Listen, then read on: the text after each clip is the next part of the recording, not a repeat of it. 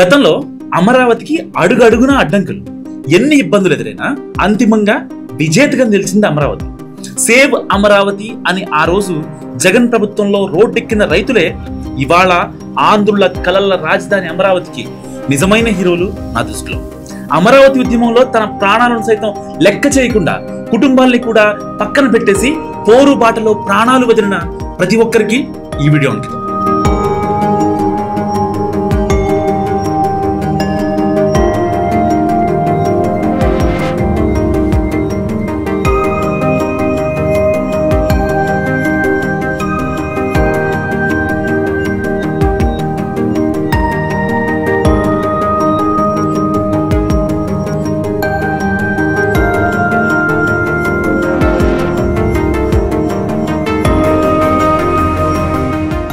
మే 2 ఈ డేట్ చరిత్రలో గుర్తుండిపోయే రోజు అవుతుంది.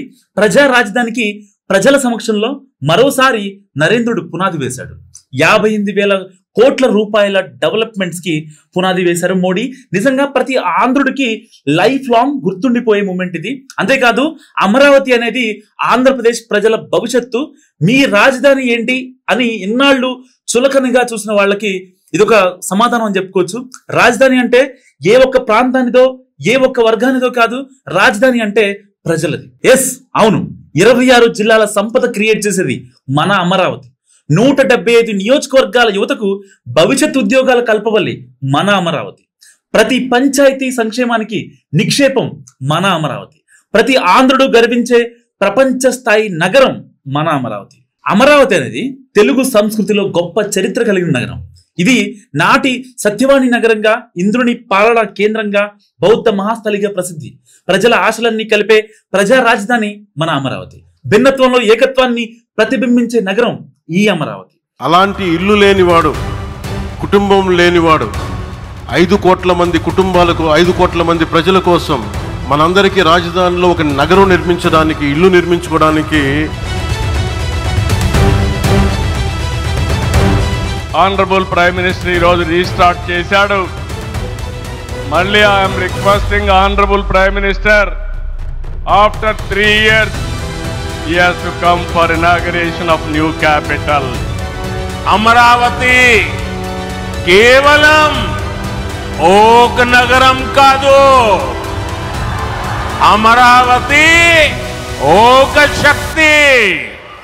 ప్రజా రాజధాని నిర్మాణానికి కృషి చేసిన నాయకుడు చంద్రబాబే అని చెప్పడంలో ఏమాత్రం మొహమాటం లేదు. 2014లో ప్రారంభించిన అభివృద్ధి మధ్యలో వైసీపీ పాలనలో ఆగిన తరువాత మళ్ళీ పునర్నిర్మాణ దిశగా అడుగులు పడింది.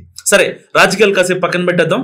ఇంకో హైలైట్ ఏంటంటే చెప్పిన భూసేకరణ, భూ సమీకరణ, పర్టికులర్ గా రైతుల గొప్పతనం గురించి మాట్లాడుకోవాలి. 34,000 ఎకరాల భూమిని 58 రోజుల్లో రైతులు స్వచ్ఛందంగా ఇచ్చిన మహోన్నత ఘట్టం.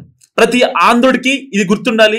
ఆ రోజు జరిగిన భూ సమీకరణ విధానాన్ని దేశవ్యాప్తంగా ఆదర్శంగా చూసిన విషయం కూడా ఎవ్వరూ మర్చిపోకూడదు. ప్రపంచ ప్రమాణాలతో రాజధాని నిర్మాణం జరుగుతుంది. టోక్యో, వాషింగ్టన్, లండన్ వంటి నగరాలకు సమానంగా అభివృద్ధి చేయడం చంద్రబాబు లక్ష్యం. 53,647 ఎకరాల్లో 9 థీమ్ సిటీలు, 27 టౌన్షిప్ లో నిర్మాణం సహా పరిపాలన, న్యాయ, ఆరోగ్య, విజ్ఞాన, పర్యాటక, క్రీడా కేంద్రాలు సహా ప్రత్యేకంగా 5 minutes to 15 minutes కాన్సెప్ట్ అత్యవసర సేవల్లో అందుబాటులో ఉండేలా ప్రణాళికలు చేస్తున్నారు. సో జాతీయ, అంతర్జాతీయ విద్యా సంస్థలు కూడా వచ్చేస్తున్నాయి అమరావతికి. అంతేకాకుండా దేశంలోని తొలి క్వాంటమ్ వ్యాలీ టెక్ పార్క్ కూడా అమరావతిలో ఏర్పాటు చేశారు. ఇలా చెప్పుకుంటూ పోతే ఎన్నెన్నో ఎలా అయినా సరే ఎన్నో ప్రతిఘటనల మధ్య అమరావతి ఇవాళ విజేతగా నిలిచింది. మళ్ళీ రీస్టార్ట్ అయింది. అమరావతి రీస్టార్ట్ పై మీరేమనుకుంటున్నారో కామెంట్ చేయండి.